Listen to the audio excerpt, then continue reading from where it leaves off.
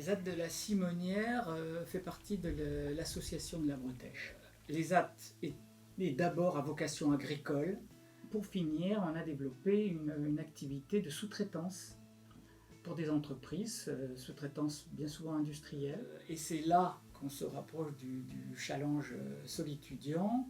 C'est à cet endroit-là qu'un certain nombre de problèmes techniques ou technologiques se sont posés, et donc il a fallu pouvoir aider nos travailleurs qui étaient confrontés à certaines difficultés. On va vous en parler. Jusqu'à il y a 4 ans, il s'agissait d'une activité conditionnée des épices en tube en verre. Et donc cette activité représentait 75% du chiffre d'affaires de l'atelier avec des conditions de travail pas forcément optimales. En fait, on avait un mouvement des marteaux-piqueurs qui généraient des TMS avec quelques coupures, des accidents bénins, notamment, heureusement, mais qui faisait comprendre qu'en fait les conditions de travail n'étaient pas très bonnes.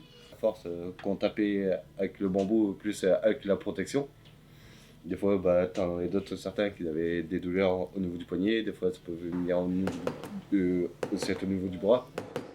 À force de faire ça pendant toute une journée, à force, le soir on sent plus le bras. Comme on a rencontré les étudiants, ils nous ont filmé, voir un peu comment ça se passait au niveau des épices. Ils sont pris de leur temps pour pouvoir comprendre le public. Et donc ils sont venus, ils sont travaillés à côté, ils sont tapés comme notre travailleur tapait pour savoir effectivement où ça pouvait faire mal et où il y avait la difficulté à remplir le tube correctement et à échanger avec eux.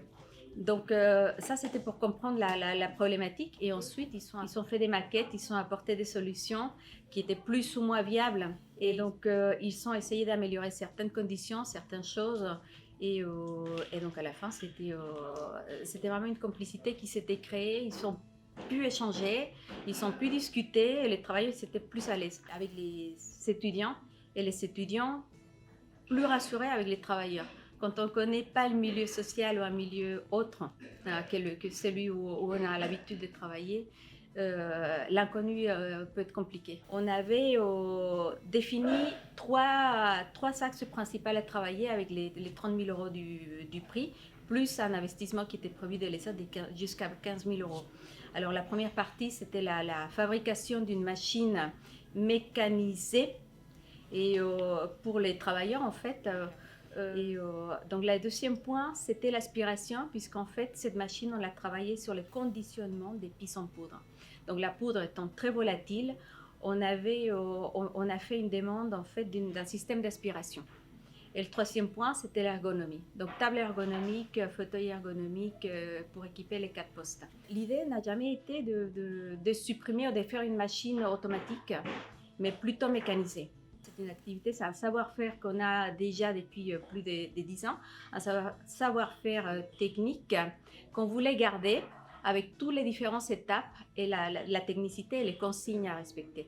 De mon point de vue, ce qui était intéressant, ce qui a fait que cette collaboration entre les étudiants de BTS de Bréquigny et les ZAD soit réussie, en fait, la condition, c'était vraiment la connaissance et l'échange entre les étudiants qui ne connaissent pas le monde social et nos travailleurs qui ne connaissent pas les étudiants non plus. Ces challenges, en fait, nous a permis d'avoir un projet commun, d'avoir un but commun, en fait, entre les étudiants pour aider les ZAD et les ZAD pour aider les étudiants. On s'aide mutuellement.